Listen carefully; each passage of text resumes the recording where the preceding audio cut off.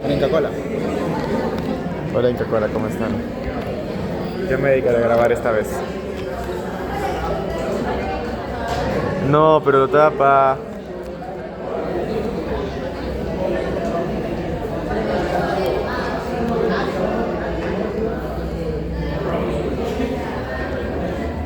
Listo, creo que se está viendo bien.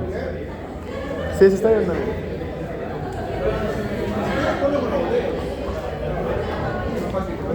No, pero ya sí, mejor. Se está grabando bien, sí. ¿Qué pasa si al final no está grabando bien? Oye, ¿qué está pasando? A lo largo de los años, el estudio del cerebro y de todos los nervios periféricos ha sido un gran misterio. Mucho se ha avanzado, pero todavía queda mucho por interpretar y definir. Antes del advenimiento de las imágenes de tomografía y resonancia magnética, esto era lo único con lo que contábamos para tratar de comprender la fisiopatología del cerebro cuando teníamos traumatismos encefalocranianos, cuando teníamos problemas de convulsiones o teníamos alteraciones de la conducta. Entonces, tenemos que saber qué es el electroencefalograma porque aún en la actualidad sigue siendo de ayuda diagnóstica, sobre todo en aquellas patologías que no están muy bien definidas, como todos los procesos convulsivos que ahora se determinan en varios diagnósticos diferenciales entre ellos. Entonces, ¿qué es la electroencefalografía? Como ustedes ven en la figura, toda una serie de electrodos colocados alrededor de la cabeza para ver la actividad neuronal que se produce en diferentes momentos del cotidiano vida. Puede ser estando despierto, aún estando despierto, estando con los ojos cerrados, con los ojos abiertos, haciendo algún ejercicio o durante el sueño. Actualmente mucho de las crisis convulsivas se asocian a un estudio de 24 horas que incluye el comportamiento del encefalograma durante el sueño. Entonces, como ven acá en la lectura, son pequeños electrodos de discos metálicos que se ponen a todo lo que tiene que ver con el cuero cabelludo y detectan estas frecuencias de corrientes oscilatorias, que son actividades excitatorias o actividades inhibitorias. Entonces, saber que siempre, paralelo a una actividad excitatoria, va a haber una inhibitoria.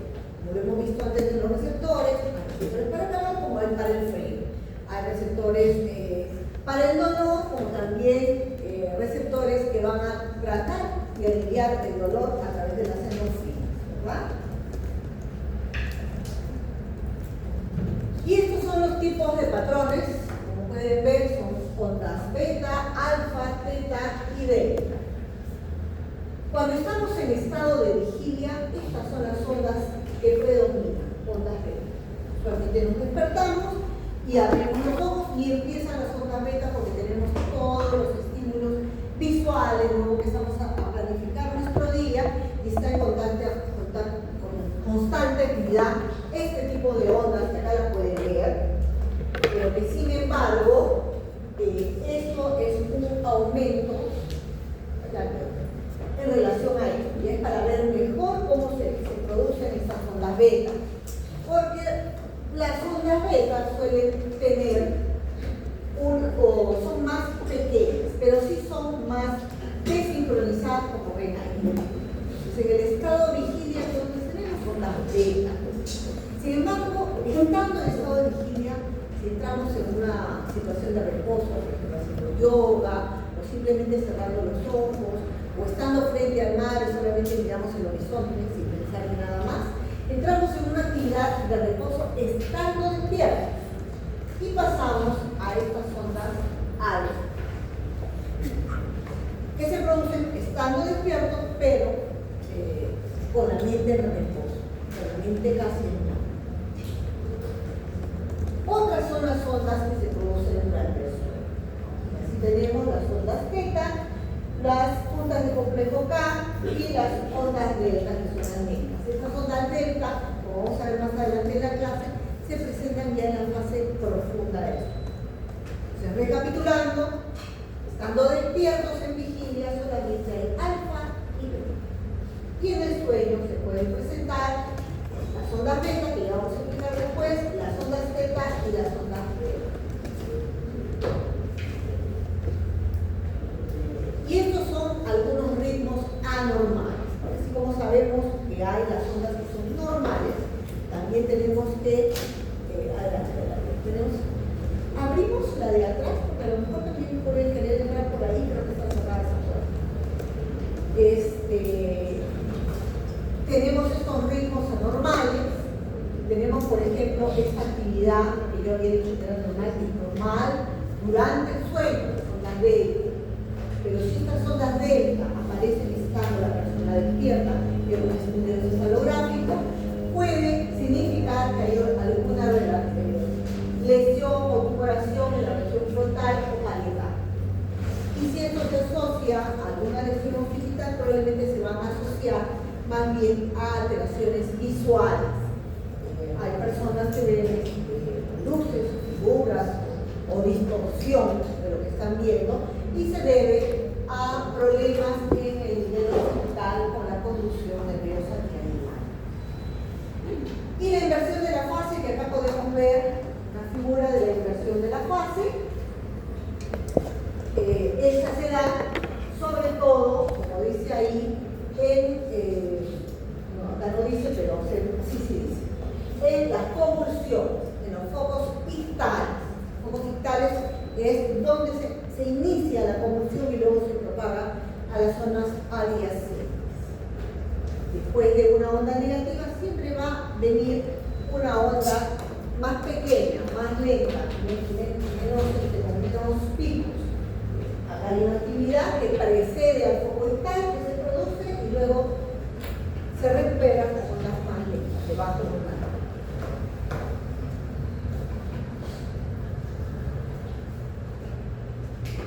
Ahora pasaremos a las funciones corticales.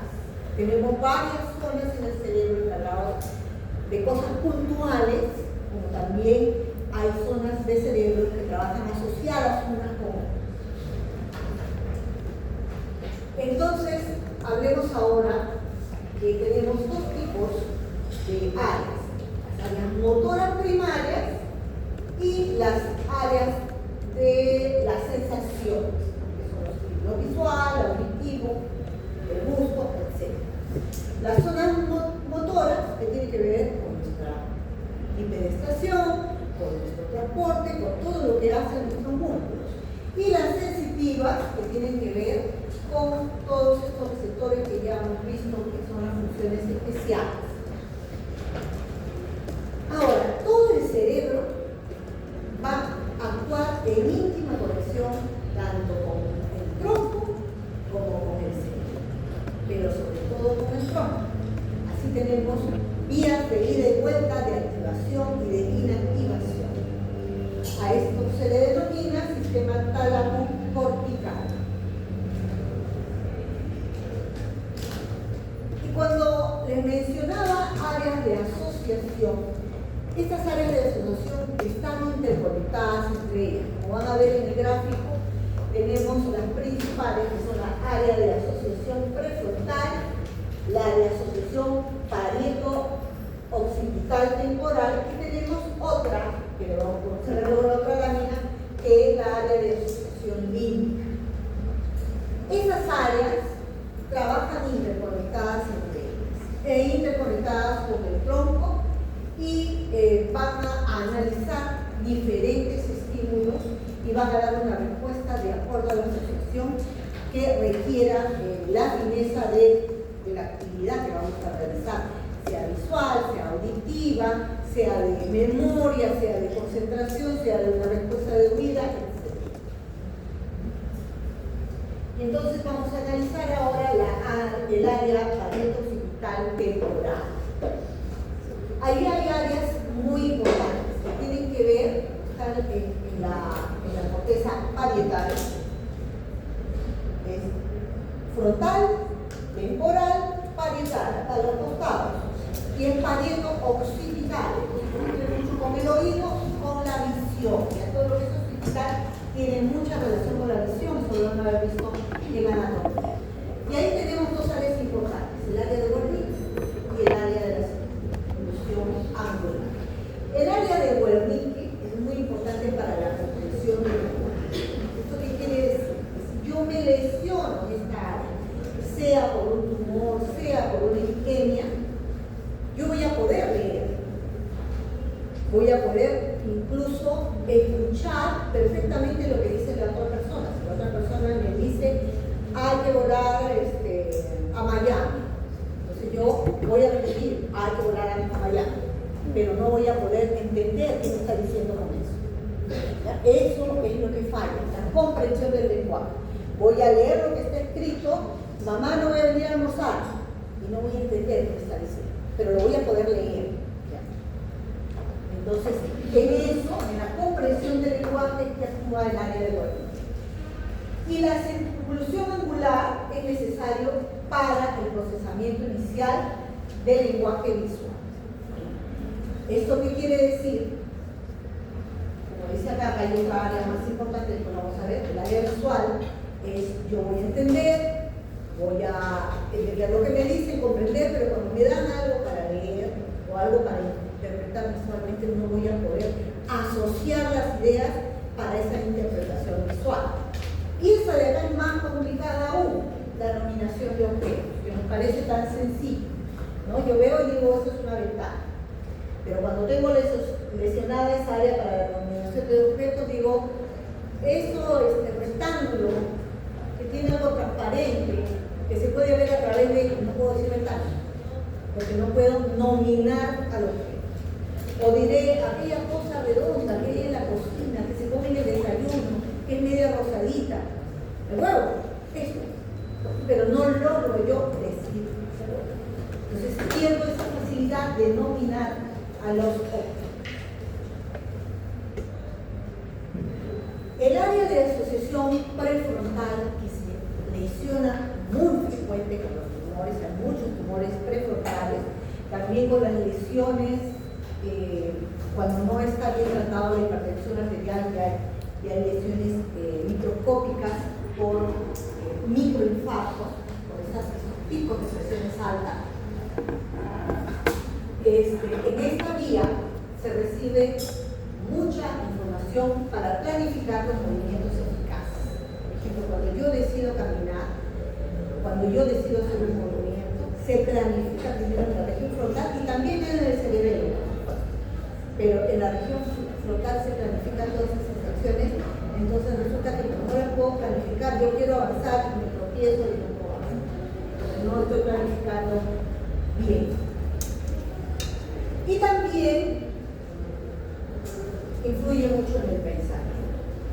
¿Y qué es el pensamiento? El pensamiento es toda aquella asociación de ideas, de conductas, de asociación de esto debo hacer, esto no debo hacer. Incluso en áreas de inhibición a lo que no debo hacer. Cuando se lesionan las regiones frontales, vienen estas alteraciones de conducta de personas que se vuelven más agresivas o con una actividad sexual descontrolada, etc. Que también hay otras áreas que influyen y ya vamos a verlo más adelante. Y sobre todo esto, la memoria operativa a corto plazo. O sea, si yo me lesiono esta área de la región frontal, me voy a acordar todo lo del pasado. Pero aquello que yo quiero empezar a realizar a partir de ahora, no voy a poder almacenarlo en mi memoria de largo plazo. Tengo dificultad para la memoria de corto plazo que se pueda acumular en la memoria de largo plazo. De pronto puedo hacer algo en este momento y a los 2 o 3 minutos ya no. Como la película esa que siempre pasa en la televisión.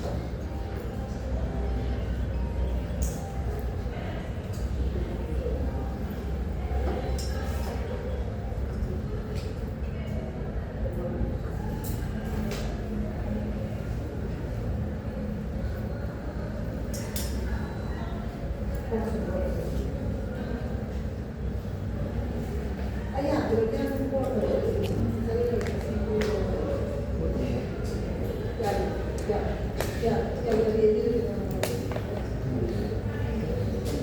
Ya, ya, ya.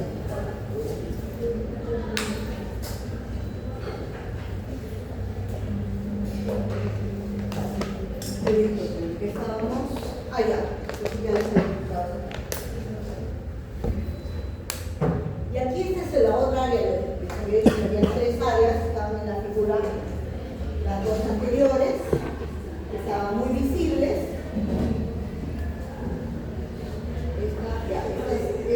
Esta, y nos faltaba esta que está en la base, ¿ya? En la base del cerebro. Que es toda esta área que está en rosado, es el área de reconocimiento de las caras. ¿Por qué tendrá tanta área del cerebro el reconocimiento de las caras? ¿Será tan importante el reconocimiento de las caras? Pues sí, porque es parte de nuestra relación con el mundo. Vivimos en sociedad.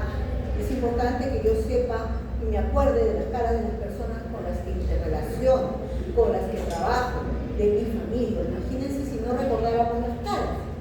Entonces estaríamos perdiendo tanto tiempo en volver a presentarnos, que de por sí hay caras que nos olvidamos, pero la gran mayoría de caras nos acordamos. Es más, y les debe haber pasado, alguna vez ven a una persona y dicen, yo la he visto en otra parte, y demoran un poco y lloran hasta que se acuerdan. Sí, la vi, no sé, en un paseo, en un viaje. Entonces, toda esta área es el área del reconocimiento de las caras. Y está en la parte ventral del lóbulo frontal y la circunvolución singular. Y bueno, sirve para lo que les acabo de decir. Y este dato es interesante. Esto es una enfermedad cuando está lesionada esa parte. Se llama la prosopagnosia, que significa la dificultad o imposibilidad de reconocer las caras.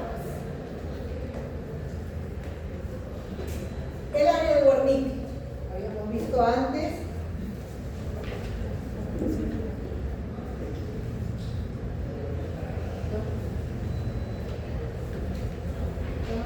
Ahí es. Habíamos ya visto un poquito sobre el área de Wernicke y la comprensión del lenguaje. Aquí está un poquito más elaborado, ¿no? Como ven, aquí hay otras áreas más. Tenemos el área de Broca, el área auditiva, somática y áreas auditivas de interpretación y áreas visuales también de interpretación. Para que vean que cada función está interconectada en varias partes del cerebro, no solamente un punto para poder visualizar bien o para poder escuchar y procesar aquella información. Entonces vamos a ver juntos. Las áreas de asociación somática, visual y auditiva se reúnen entre sí en la parte posterior del lóbulo temporal superior. Esta zona de confluencia entre las distintas áreas de interpretación sensitiva está especialmente desarrollada en el lado dominante del cerebro y ocupa el lugar más importante para comprender el funcionamiento cerebral de lo que llamamos inteligencia. Entonces, todo aquello que nosotros vemos, hacemos, escribimos, escuchamos, va a estar más desarrollado en el área dominante. No quiere decir que la otra área, el otro hemisferio que no es dominante, no tenga la función. Sí tiene la función, pero siempre va a estar más desarrollada en un lado. Más adelante vamos a ver qué es eso del área dominante. Entonces, después de una lesión en el área de Wernicke, una persona podría oír perfectamente bien, como les había explicado, incluso reconocer las diferentes palabras abiertas. Pero aún así es incapaz de organizarlas en un pensamiento coherente. No puede interpretar. En este mismo sentido, también puede ser capaz de leer palabras en una página y no identificar el pensamiento que está en esa palabra. Y esta es la circunvolución angular, que aunque es pequeñita, está por detrás del área de Wernicke. Acá está el área de Wernicke verde, y acá está la circunvolución angular, más pequeñita. Pero si se destruye esa región, aunque permanezca íntegra el área de Wernicke, como dice la diapositiva, la persona podrá interpretar experiencias auditivas, pero no será capaz de ver palabras palabras e interpretar su significado. Esto se llama dislexia o ceguera para las palabras. Con esto puedes darse cuenta que el área de Wernicke sola no funciona. Necesita de esa pequeña área del quirúrgico. Y acá hay un poco del hemisferio dominante. Habíamos dicho bueno, no habíamos dicho, pero les menciono, y se sabe un poco por cultura general, que el hemisferio dominante de todos los diestros es el lado izquierdo y de los zurdos es el lado derecho. Sin embargo, acá vamos a ver juntos la diapositiva para entender un poco esto. Las funciones interpretativas generales del área de Wernicke y la circunvolución angular suelen estar mucho más desarrolladas en un hemisferio cerebral que en el otro. Ahí donde está más desarrollado se le llama el hemisferio dominante. Y el 95% de las personas en todo el mundo va a tener su hemisferio dominante en el lado izquierdo. El 5% restante en ambos lados. En ambos lados está igual de desarrollado. Y de ese 5%, una muy pequeña parte está desarrollado el lado derecho. Y lo más frecuente es que se desarrolle el izquierdo o se desarrolle el otro. Lo infrecuente es que se desarrolle más el lado derecho. Lo que antes no se veía así, se pensaba que todos los zurdos tenían desarrollado el lado derecho. Ya se ve que no.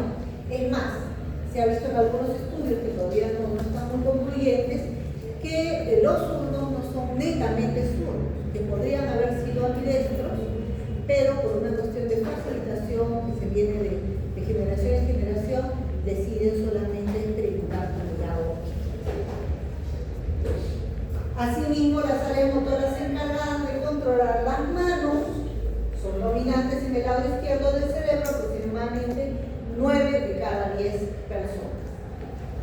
Para la función de la mano solamente es un área pequeña. Entonces, el hecho de ser zurdo o diestro no nos va a dar la dominancia. Es un dato más. Un dato que casualmente es que todos los diestros, que son más del 95%, llegan a tener el hemisferio izquierdo dominante. En el hecho que los zurdos, ese 5%, no lo tengan en el lado izquierdo, perdón, en el lado derecho, entonces nos hace entender que no es mandatorio el tema de con qué mano escribo para determinar el hemisferio dominante.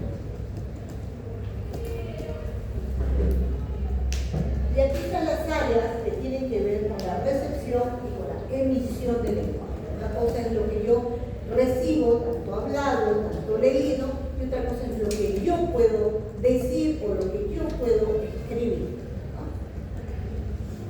Entonces tenemos una faceta sensitiva, de recepción del mensaje a través del sonido o a través de la visión, a través de las palabras, en la que participan obviamente los oídos, los ojos, y que abarca la vocalización y su conducta, ¿no? Entonces, aquí hay algunos ejemplos, algunas personas posiblemente del lenguaje hablado o escrito, pero son incapaces de expresar el pensamiento que ellos encierran, como habíamos visto en la lección de Wernicke. Y eso se llama afasia de Wernicke. Si la lesión es amplia y se extiende hacia atrás, hacia la circunvolución angular, que ya hemos dicho que los dos están interrelacionados, ya tenemos finalmente una afasia global. No se puede ni siquiera leer, ni entender, ni entender.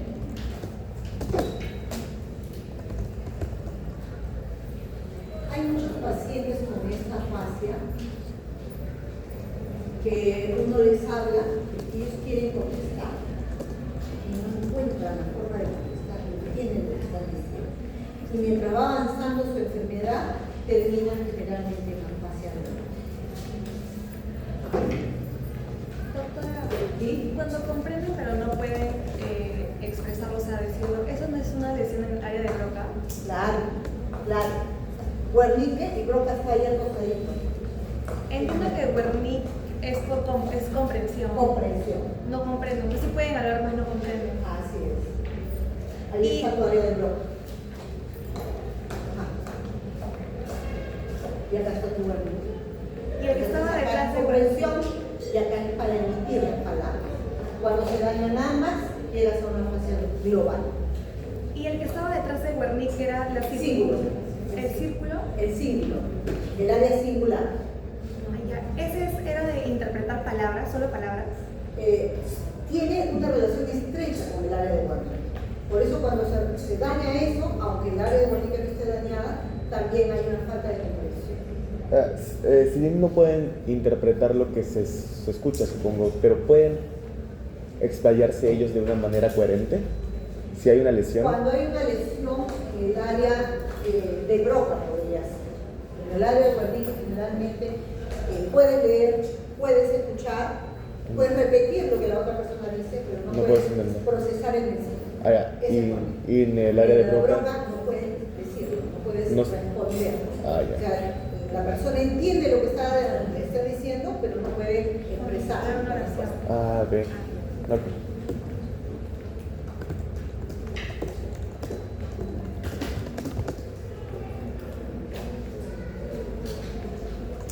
El cuerpo calloso. Entonces hemos dicho que tenemos dos hemisferios cerebrales, ¿no? Ambos hemisferios, uno más dominante, está más desarrollado en estas áreas. Sin embargo, ambos se comunican a través del cuerpo calloso,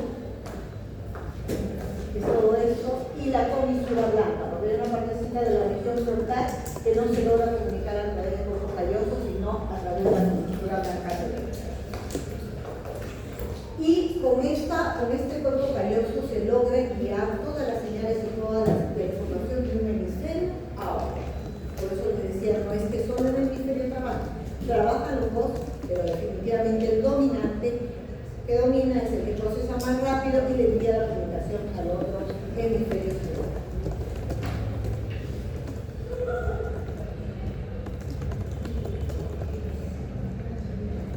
Pensamiento, conciencia y memoria.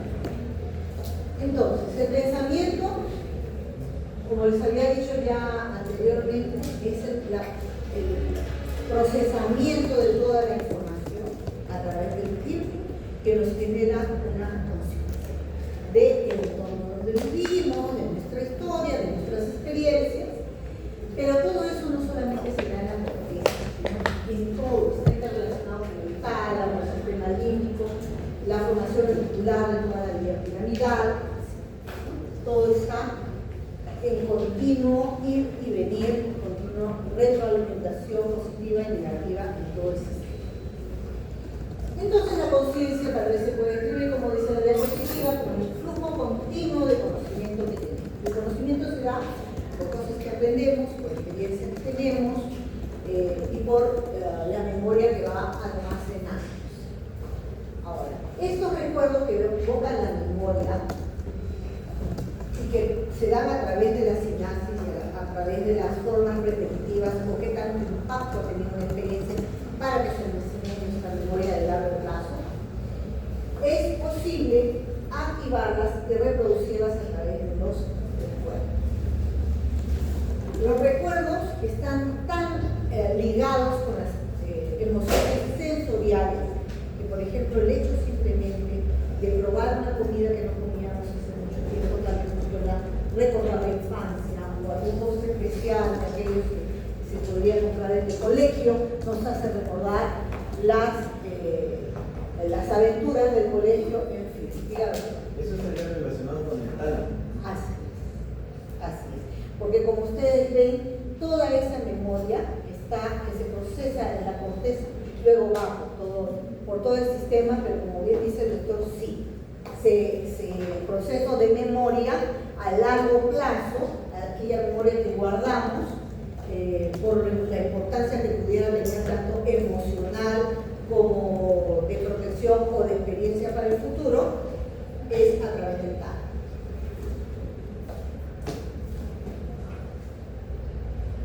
Y tenemos aquí la clasificación de la memoria, a corto plazo, a mediano plazo y a largo plazo. ¿Y de qué depende? De lo que les acabo de mencionar, de la repetición. El objetivo de ustedes, futuros médicos, es que todo lo que estudian quede almacenado de alguna forma para la memoria de largo plazo. Y sí lo van a ver, porque así como están llevando estos primeros cursos, luego van a llevar seguramente fisiopatología, luego van a llevar infectología, pediatría, ginecología, y en todo van a ir volviendo a repetir muchos de estos conceptos, de tal forma que cuando ya lleguen a ser médicos y empiecen a hacer la asociación de ideas ante un caso clínico, todas estas cosas, no se sabe cómo, empiezan a brotar. Y empiezan ustedes a poder tener una unión de todos los conocimientos que han tenido de todos estos años. Por eso es importante para un estudiante de medicina no estudiar a última hora solo para el examen, sino ir almacenando estos conocimientos que a la larga o la corta vamos a necesitar en nuestra práctica diaria, independiente de la especialidad en la que nos desempeñemos a futuro. En medicina, al final, todo tiene alguna conexión.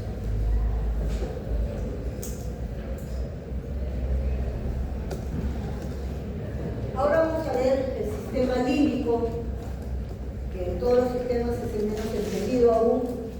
La corteza del cerebro hemos tratado de ver un poco, lo poco que se sabe hasta ahora, el sistema límbico, sabemos por las respuestas, tanto de activación positiva, negativa, y tiene mucho que ver con el comportamiento emocional, los impulsos, las motivaciones. Y acá lo que más nos interesa para la sobrevivencia del cuerpo humano son la regulación de la temperatura, la molaridad y los impulsos para tener actividad. Todo esto está dominado por el sistema límbico para la preservación de la especie. Estos sistemas actúan de tal forma que protegen al ser humano de los con todo esto. Por algún motivo, yo puedo tomar líquidos, podría hacer una cosa banal, no tomar líquidos, estoy comiendo, estoy comiendo una fruta, ahí hay algo de líquido, pero la mortalidad sube, inmediatamente actúa el sistema límbico y va el deseo de beber. Y también manda señales al sistema renal, que ya lo van a ver en endocrino, cuando hagan endocrino, para a través del sistema renina-angiotensina-aldosterona tratar de disminuir la cantidad de orina expulsada y así ahorrar la poca agua que tiene. Todo esto es a través del sistema límbico. Lo mismo la temperatura. Normalmente cuando un paciente tiene fiebre por una lisis de bacterias o de virus, lo primero que tiene el ser humano son los escalofríos y una sensación de baja de temperatura, no de temperatura alta, primero es de baja. Y luego ya recién reconoce la alta temperatura y empiezan todos los mecanismos de sudoración para tratar de enfriar.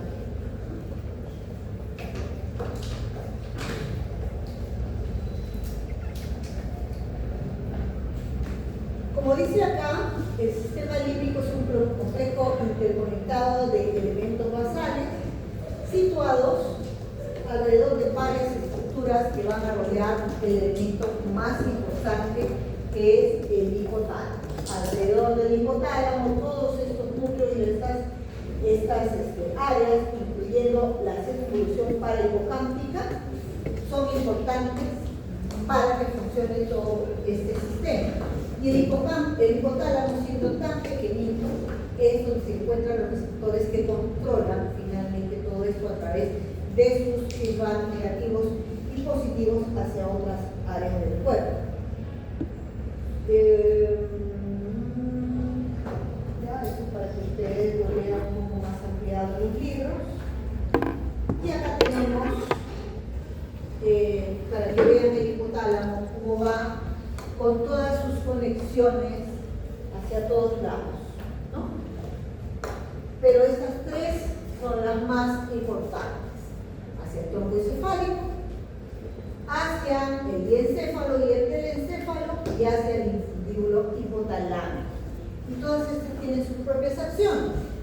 Como pueden ver, aquí en esta segunda sobre todo están los núcleos anteriores del tálamo y la corteza cerebral, que si se acuerdan tenía mucho que ver con la vía piramidal y extrapiramidal para el movimiento y la postura del cuerpo. Y hacia el infundíbulo está las funciones secretoras de todas estas, la neurohipófisis y la adenohipófisis, que ya lo van a ver en el próximo capítulo de fisiología endocrina, que tiene que ver con las hormonas para la maduración sexual, para la función de las gonadotrofinas, para el sistema del riñón, para el sistema del páncreas, la regulación de la glucosa, tiroides, todas las hormonas tiroides. Y aquí están algunas de las funciones del hipotálamo, algunas ya las había mencionado, pero vamos a leerlas todas. Contribuye la regulación de la presión arterial y la frecuencia cardíaca, gracias a los receptores que mandan sus señales al hipotálamo. Regula la sed y la conversión del agua para el volumen urinario, que ya les expliqué. Controla el apetito y el gasto de energía en las zonas laterales del área vinculada al hambre y en la zona ventromedial, que está el centro de la saciedad. Esto es importante porque todos los desequilibrios que tienen que ver con alteraciones en la saciedad es lo que nos da y está muy estrechamente relacionado con el estrés, nos da esta sensación de querer comer y comer no por hambre, sino porque el centro de la saciedad no se está estimulando. La saciedad no se está estimulando. Entonces, si bien ya no tengo hambre, pero tampoco estoy satisfecho. Entonces, sí. Básicamente, lo único que se hace son terapias conductuales para tratar, hacer notar al paciente que el control va a estar por parte de él. Así no tenga saciedad, tiene que dejar de comer porque si no daña su salud. La regulación de la temperatura, aumentando y inhibiendo las neuronas sensibles a la temperatura, control endocrino, que ya les había mencionado algunos, y la sed, el hambre y algunos impulsos emocionales, sobre todo aquellos impulsos que tienen que ver con el sexo. Y aquí están 4 funciones conductuales de las más relevantes. Eleva el nivel general de actividad del individuo, ocasiones de lugar, da lugar a situaciones de cólera que manifiesta el hecho. ¿Qué pasa con el bebé? Está recién nacido, llora, el tema de la mamá, de cómo está con una depresión postparto. Nadie lo quiere, no le dan la leche, no le cambian el pañal. Entonces llora, algunas veces ya tienen, otras que no la entienden, empieza a desarrollar el tema de frustración. Y esa frustración se transforma en cólera y lucha. De cualquiera dirá, no estoy feliz, no se da cuenta, pues no se pasa. Ya desde ahí se está formando el carácter. Y luego cuando esa persona ya empieza a crecer, es un niño rebelde, es un niño que pelea, no sabemos qué pasó, que no estamos controlando las actividades emocionales que tienen que ver con el hipotálamo, pero que tienen que ver también con la satisfacción de las necesidades básicas. La estimulación del núcleo ventromedial y de las zonas que lo rodean, habíamos visto antes el gráfico del hipotálamo con todos los núcleos alrededor, van a tener que ver con la sensación de saciedad y disminución del consumo de alimentos. ¿Qué pasa cuando tenemos mucho apetito y hacemos algo rico? Y ya nos sentimos pero felices, ¿no? Saciados. Nos da una tranquilidad, una paz, y luego nos damos cuenta, terrible, que a estas horas, yo trato de hacer lo posible por estimular que no se duerman. Esto nos da, como dice ahí, tranquilidad. Y eso también es parte de la formación conductual. Si ese niño que les acabo de explicar está siempre atendido, el menor llanto y está que le dan su leche, que le cambien el pañal, que le está pasando, casi no permiten que llore, es un niño tranquilo.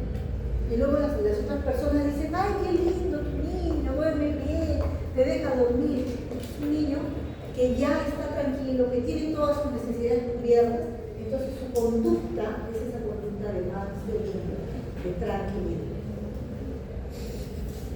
La estimulación de una zona fina de los núcleos periventriculares con la situación adyacente al tercer ventrículo normalmente desemboca en temor y reacción frente al castigo.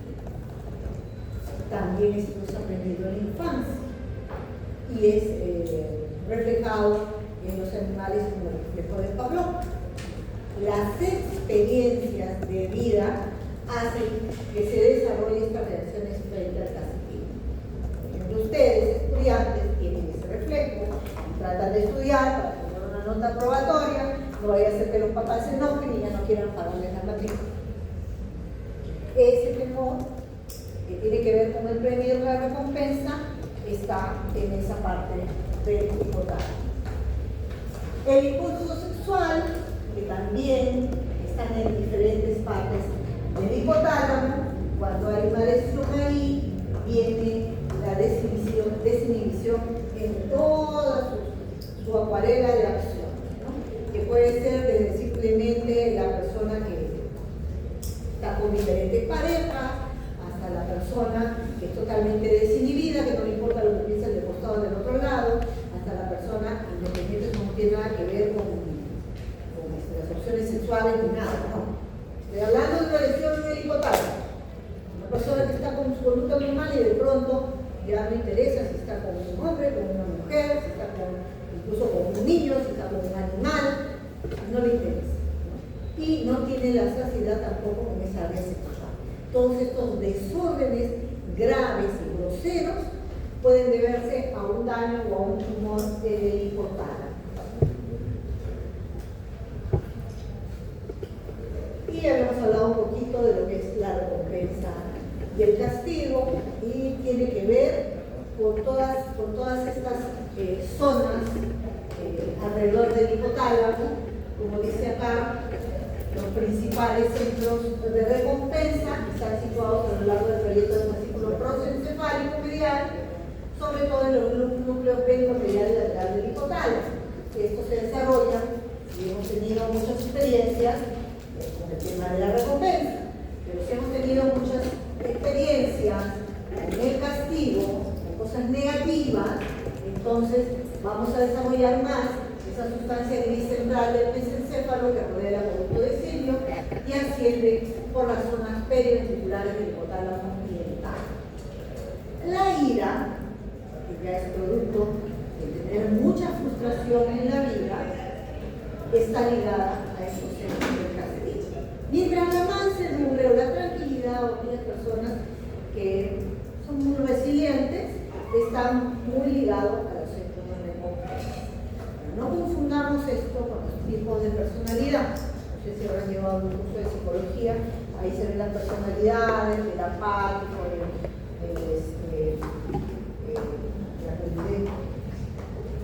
bueno, hay 4 personalidades, ¿no? El que es muy activo, el que es muy pasivo, el flemático, ahí se aprenderán ustedes, no tiene nada que ver.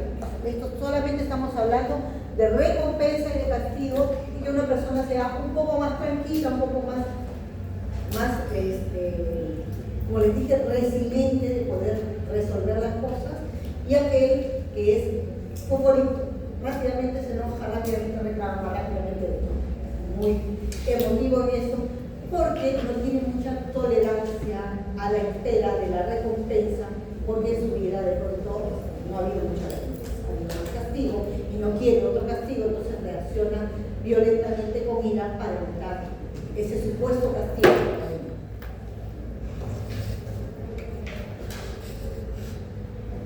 El hipocampo es chiquito, está acá, celeste, sin embargo tiene una gran importancia. Vamos a ver juntos. El hipocampo posee numerosas conexiones con muchas porciones de la corteza cerebral, todo, así como estructuras basales del sistema límbico. O sea, no solamente se interconecta con la corteza cerebral, sino también con el sistema límbico. Y la estimulación de cualquier región de ahí del hipocampo puede dar lugar a cualquiera de los patrones de comportamiento. Ser, ir, pasividad, ¿cuál es ese?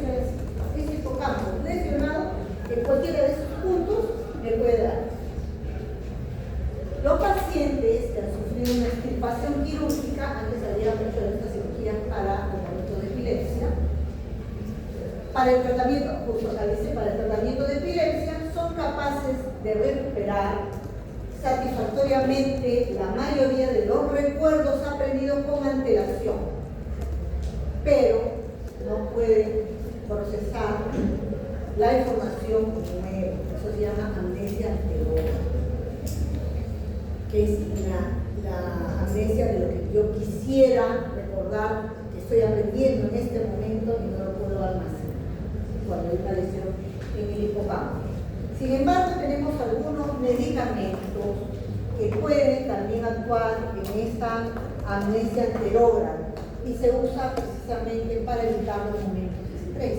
Y ahí tenemos el midazolam, el diazepam, etc.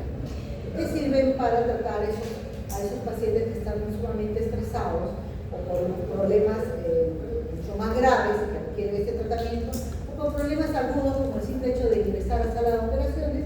Se les da este medicamento y la persona no se acuerda bien ese momento estresante de minutos antes de ingresar a sala de operación, ¿no? Gracias a la acción del hipocampo. También esto sirve, mal usado, en aquellos medicamentos que usan para el plan. ¿Quién más se acuerda? ¿Tiene un recuerdo muy borroso de cómo fue? Totalmente. Profesora, esos tipos de medicamentos, ¿cómo es que funcionan si hay una barrera hematoencefálica que a veces no dejan pasar a lo que debería ser el cerebro? ¿O es que afectamos? ¿O es que es La barrera hematoencefálica es para estamos confundiendo. La barrera hematoencefálica es para cuando tú hablas de madre y niño. Pero acá estamos hablando de una persona que tú administras un medicamento piel venosa o vía, si quieres, el líquido cefalorraquídeo y va a actuar a través de la circulación va a ir a veces. O sea, sí actúa todos los receptores. Y de lo que se trata es no necesariamente de actuar aquí, puede actuar en las vías de conexión para formar ese recuerdo y esa memoria. Recuerden que lo aprendido no se llega a almacenar en la memoria de largo plazo si no ha sido repetido varias veces, de tal forma que se activen todos estos centros de memoria de largo plazo. Por más que nosotros lo aprendamos y lo repitamos, si no lo hemos repetido varias veces, o lo hemos vuelto a repasar para recordarlo y terminarlo en la memoria de largo plazo, a las 2 horas no se olvida. De hecho, los pacientes borderline, niños, a su coeficiente intelectual, tienen mucho problema en poder almacenar en memoria de largo plazo. Muchos de ellos aprenden, pero a las 6 horas se olvidan. Y es un gran problema social. Estos pacientes solamente pueden desempeñarse en cosas manuales, repetitivas, cosas de procesar información para después, muy difícilmente pueden aprender.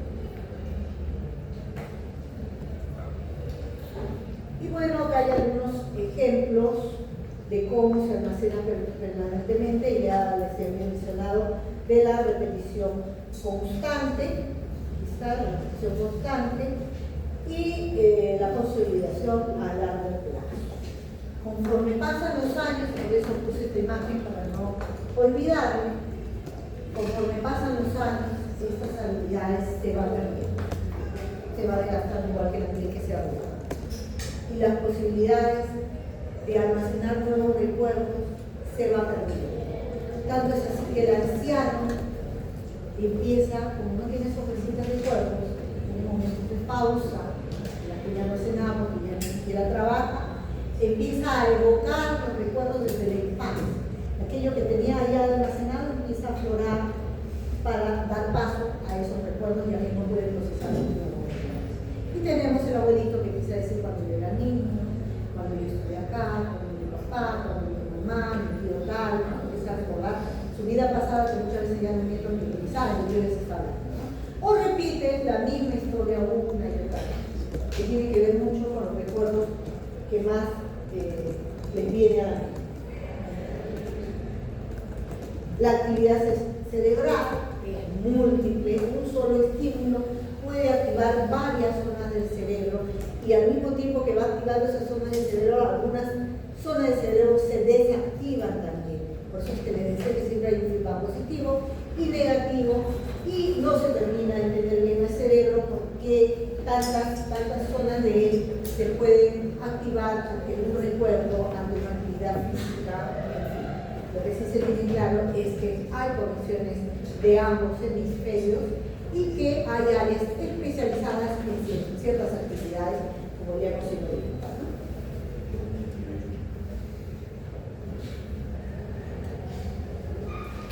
Gracias. ¿Descansamos 10 minutos? No, sigue. ¿Sigo?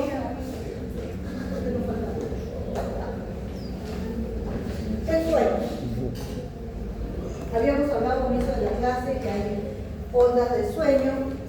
Tenemos dos tipos de sueño. Sueño REM y sueño no REM. Lo deben ustedes saber, ya creo que lo hemos visto por ahí en alguna parte.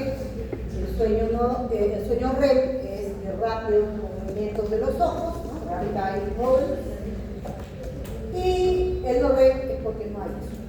Simplemente en uno hay movimiento rápido de los ojos, en otro no hay. Aquí probablemente tenga un sueño no REM, están totalmente flácidos, totalmente dormidos, probablemente un sueño muy profundo. Está con alcohol también, ¿no? Y acá pueden ver a un niño que no sé si logran ver bien, está sonriendo. Un niño que duerme, sonríe, mueve el labio, ver a un niño que está dormido sonriendo. Esa sonrisa y ese movimiento generalmente es en el sueño REM. Como bien dice acá, el sueño no REM es de ondas lentas, que tiene 4 fases y en la cuarta fase están las ondas beta. Y el sueño REM generalmente está dado por ondas beta, esas ondas que eran de actividad durante la vigilia, también están en el sueño REM. Y este concepto es importante. El sueño es aquella pérdida de conexión, ese estado de inconsciencia de lo que se puede revertir ante un estímulo. ¿Qué clase de estímulo? Puede ser verbal, que tú oyes, despierta, o puede ser movimiento, agudo, se despierta, o puede ser que lo pellizco por ahí y se despierta, es un estímulo doloroso. El asunto es que se despierta. En cambio, un coma no se va a ver. Probablemente haga una rigidez de aceleración o de corticación, pero no se va a dejar. Esa es la diferencia entre sueño y coma. Allí están las 4 fases con sus diferentes ondas. En la vigilia tenemos las ondas beta y las alfa. Las alfas son cuando estamos despiertos pero en reposo, no dormidos, en reposo. Ojos cerrados generalmente, ahí están las ondas alfa. En el sueño REM, como les acabo de mencionar, están las ondas beta, igual que vigilia. Y en el sueño no REM, que tiene estas 4 fases, tiene diferentes ondas. En la fase 1 puede tener esas ondas de baja tensión y espigas, van a ver espigas. En la fase 2 y 3 ya tienen estas ondas teta de 50 microvoltios y en la fase 4 está esta característica, las ondas beta. Importante señalar que las ondas beta por ningún motivo pueden presentarse, un motivo normal fisiológico, puede presentarse en una persona despierta. Si nosotros encontramos este tipo de ondas en una zona despierta, probablemente estas ondas me estén diciendo que hay un problema de tumor en alguna zona del cerebro.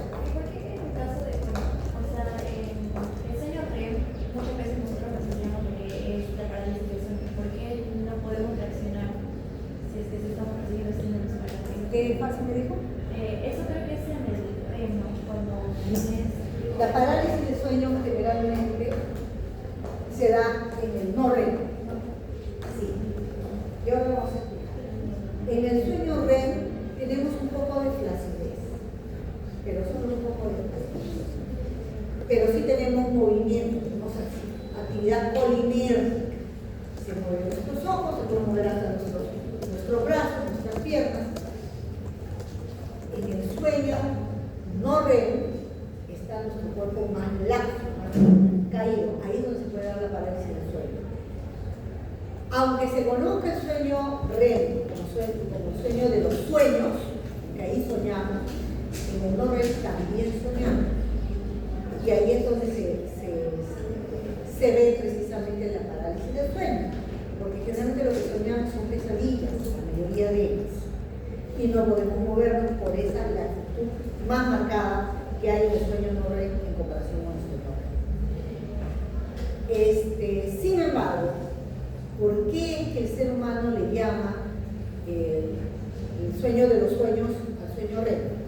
Porque los sueños que se dan en el no REM no se recuerdan, porque no hay la conexión necesaria para guardarle la memoria. Entonces uno tiene esa sensación, yo me soñé, pero no me acuerdo que me soñé. Dígame. Y si no se recuerda, ¿por qué sí recordamos por ahí? ¿Cómo? Y si no se recuerda, ¿por qué sí recordamos por ahí? Porque alguien nos despierta. Y generalmente la mayoría de los despertares nuestros, o sea, nos despertamos en la mañana, es en el sueño no REM. Entonces alguien nos despierta y en ese momento, me despertaste, porque justo si calza justo con el sueño ese desagradable, que es casi pesadilla, que queríamos movernos y no podíamos movernos en nuestro sueño, nos despiertan y me despertaste. Ya, no es hora. Y porque cuando la persona despierta, digamos, afuera de ese momento, pero sabe que algo desagradable le pasa mientras duerme, y le hacen el estudio del sueño de las 24 horas, ahí en el estudio encefalográfico se dan cuenta que presenta esta parálisis del sueño, que son tan negativas. Y generalmente las parálisis del sueño casi no las detecta el mismo paciente, sino su pareja. Su pareja se da cuenta que algo va a pasar cada vez que se duerme. Y por eso vamos. Doctora, el sueño no REM se podría decir que es como, o sea, ahí recién podemos decir por las ondas delta que una persona recién está descansando, o sea, un sueño más profundo. Sí, el sueño más reparador suele ser en el sueño no REM. Ahí es donde realmente se descansa. De hecho, cuando hemos estado muchas horas en vigilia, ustedes que están estudiando ahora tanto, y se van a dormir porque ya tienen que dormir, se duermen rápidamente y de frente ingresan al sueño no REM, totalmente cansados, porque esa es la parte del sueño más reparador. Y además, porque el sueño no REM es solamente una fracción del sueño. Ahora vamos a ver en esta vez. Una consulta, en caso de, por ejemplo, tener migraña y esto, y usualmente cuando duermes, o sea, incluso si tomas ningún medicamento se va el dolor y a veces se queda. ¿Por qué pasa eso? Depende de la intensidad del dolor.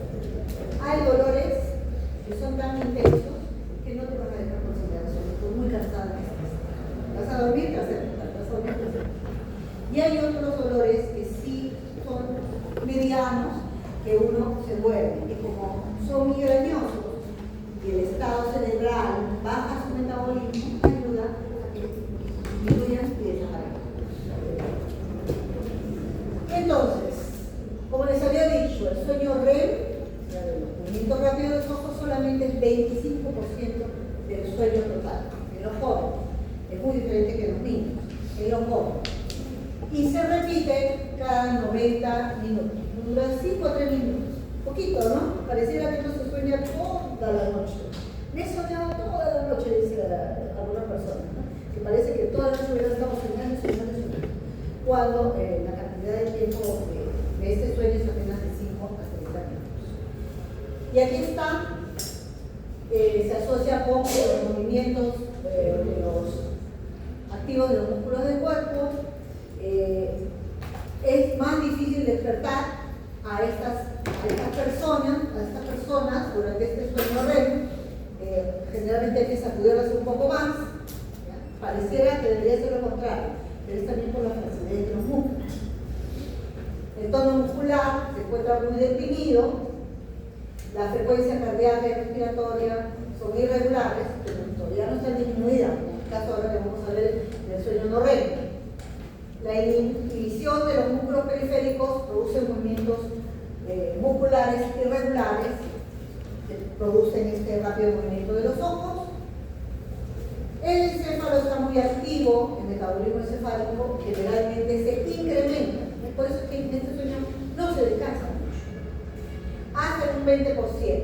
El electroencefalograma se muestra un patrón de ondas similares a la de la vigilia, que hemos visto las ondas beta.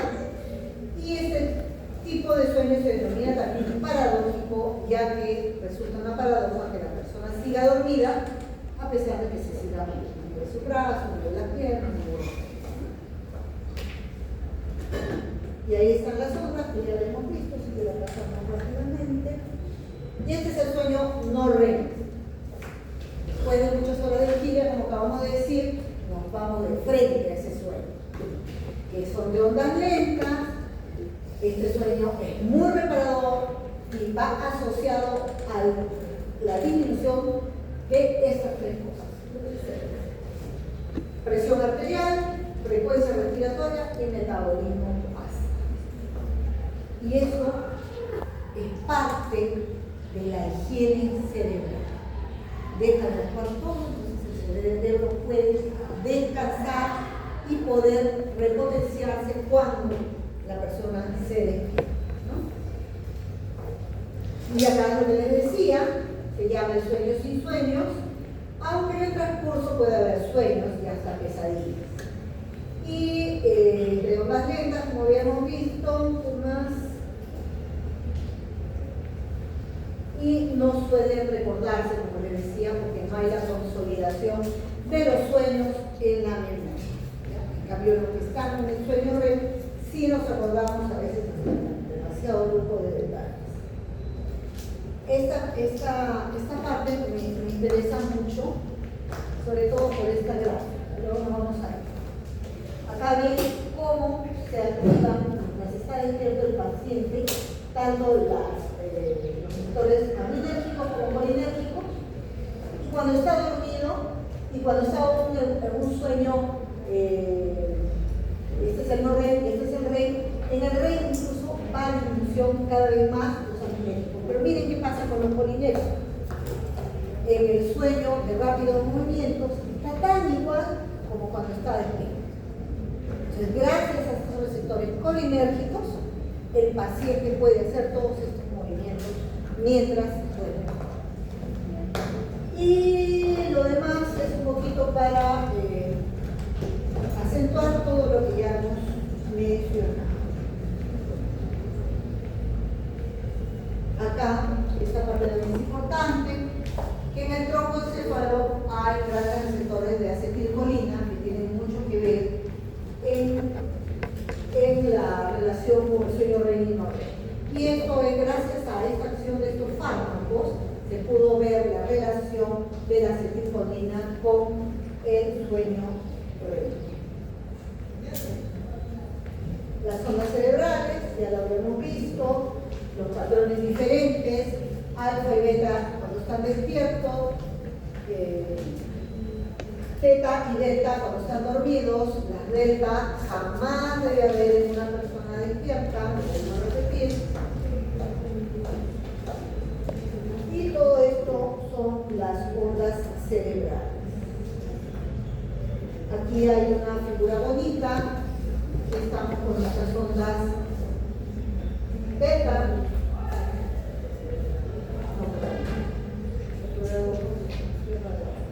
Ya.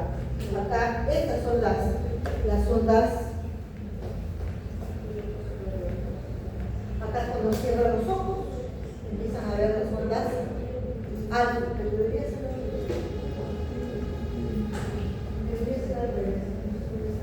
Porque las ondas alfa son más pequeñitas que las ondas beta.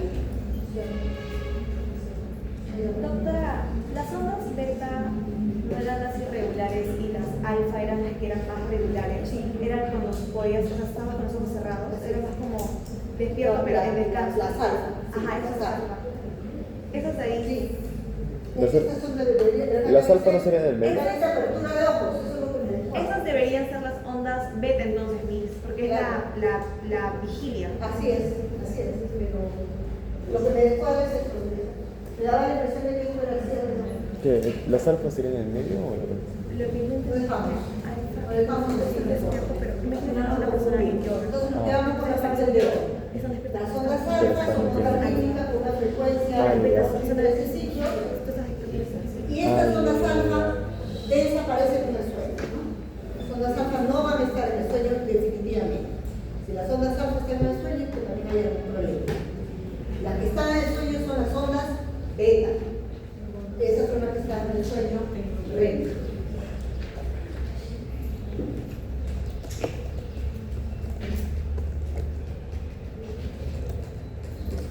Y acá están las ondas cerebrales, las teta y las delta, con algunas características que ya no revisarán, les voy a compartir esto.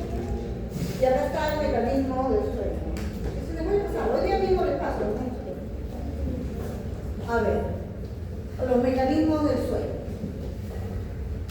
tienen que ver con los núcleos del RAF. Esto ha sido gracias a animales de experimentación. Descubrir que el núcleo del RAF que está en la protuberancia del bulbo raquídeo tiene mucho que ver con el mecanismo del sueño. Porque cuando se estimulan estas áreas, comienza a desencadenarse todo este círculo del sueño.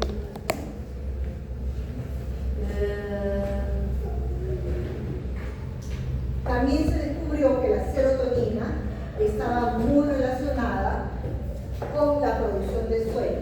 Y esto gracias a que los fármacos que bloqueaban la acción de la serotonina encontrábamos individuos que se mantenían despiertos por mucho tiempo con todas las repercusiones que eso podría tener, ¿no? Y acá están los núcleos de RAF que están relacionados con la serotonina, que están en ese dibujo, se ve muy bien, y cómo su relación va del tálamo hacia la corteza, ¿no? Esa es la dirección de acción de la serotonina. Todo en el núcleo del RAF. ¿Y qué es lo que pasa ahí en el núcleo del tracto solitario? Ahí hay una estimulación que va desde el núcleo solitario, que está en el bulbo, a la protuberancia y que penetran a través del vago glossofaríngeo. ¿Y qué es lo que va a hacer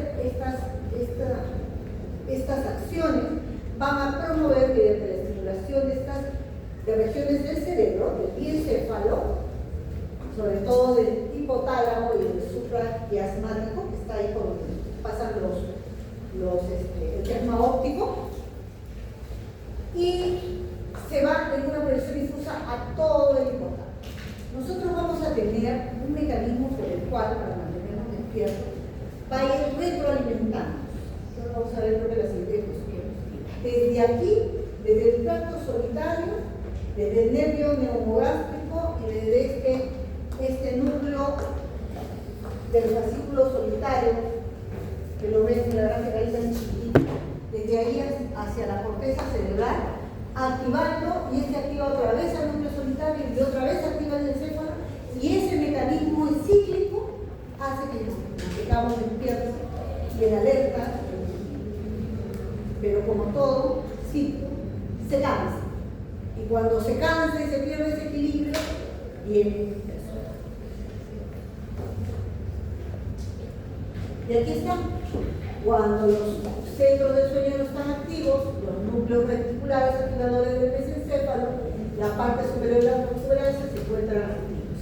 Estos, a su vez, excitan la corteza cerebral y el sistema nervioso periférico, los cuales van a devolver más señales de retroalimentación positiva para estimularlos aún más, ¿no? Entonces, vigiles, constante estimulación entre estos seres, ¿no? Y cuando ya ellos se cansan, después de muchas horas, fatiga, el ciclo de retroalimentación positiva decae y empieza todo el ciclo ciclo del sueño. Empieza a darnos sueño, empezamos a bostezar, nos queremos echar y no dormimos. ¿Cuál es la importancia del sueño? ¿Qué pasaría si no dormimos? Y eso usted tiene que tenerlo como estudiante de medicina muy en claro. Cuando uno duerme, tiene muchas horas despierto, sus reacciones y el funcionamiento de su cuerpo se altera. Quieren claramente deteriorar el rendimiento cognitivo y físico. Entonces, ¿qué pasa? Me pasé 2 días sin dormir estudiando para el examen, llega el examen y todo lo que yo estudié se fue al agua. Yo lo sabía, si lo sabía, pero en ese momento tu comprensión lectora está reducida, tu capacidad de análisis, de basar, tu respuesta con lo que has estudiado también está disminuida y te equivocas. Entonces, importante, antes de sus exámenes, aunque sea duerman unas 4 horas, aunque sea mejor, deberían dormir siquiera 6, pero aunque sea 4. No se les ocurra venir sin haber dormido nada, porque no va a dar, por mucho que haya esto, no va a dar un buen estado. Entonces, como dice ahí, hay alteración de los procesos mentales, comportamientos anormales, torpeza de pensamiento, se vuelven irritables, incluso rasgos psicóticos. Los rasgos psicóticos ya se dan por una deprivación, una deprivación de ya demasiadas horas de sueño. Hay personas que 3, 4 días no logran dormir. Ya no porque tengan que estudiar, no logran dormir porque tienen una alteración del sueño. Esas personas, después de 4 días, 5 días de no dormir, ya empiezan a tener estos rasgos psicóticos.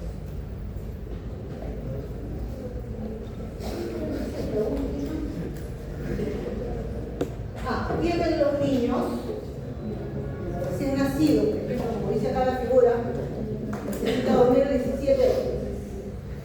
Un niño de 6 a 15 años, 9 horas. Nosotros 8 horas. Bueno, ustedes 8 horas, yo ya 5 horas. Realmente una persona de 70, 80 años ya 5 horas. Que cada vez necesita dormir menos. ¿Por qué necesita el bebé dormir más? Porque el sueño está relacionado con su crecimiento y con su formación o maduración del sistema nervioso. Necesita consumir mucha energía para realizar esa tarea. Por eso duerme los tiempos. Para poder tener energía para todo ese proceso de crecimiento. Entonces, por eso, para eso puse esa figura, ¿no? Madurez nerviosa, facilitación del aprendizaje, cognición, eliminación de los productos metabólicos. Esa es la higiene del cerebro. Hay productos metabólicos que se acumulan porque nuestros cerebros están impuros, están mirando si se tropieza, se cambia de todo el tiempo está actuando. Mientras estemos despiertos, está actuando por el tiempo. Hasta cuando cerramos los ojos para un poquito aislarnos. Entonces necesita eliminar esos productos metabólicos. La conservación de energía metabólica, ¿qué sería si estuviéramos todo el tiempo con nuestro corazón y nuestra presión y todo así al máximo? También necesita descansar el metabolismo y la función cardíaca y la respiratoria. Entonces podríamos proponer que el valor principal del sueño consiste en restablecer los equilibrios naturales entre los centros neuronales. Me parece que esa es la última. ¿Alguna pregunta? ¿Algo que no se le quedó claro? Clarísimo. Son libres. ¿Alguno que quiera su sistema?